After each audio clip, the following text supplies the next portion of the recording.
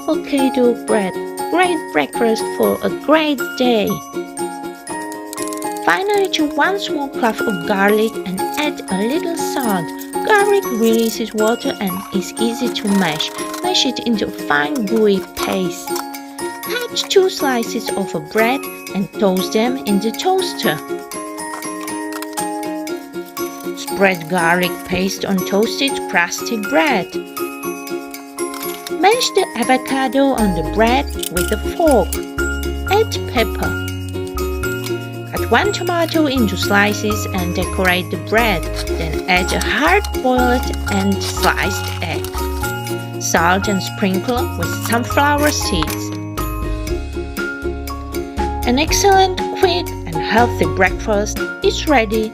Thanks for watching. Subscribe and like. Bye!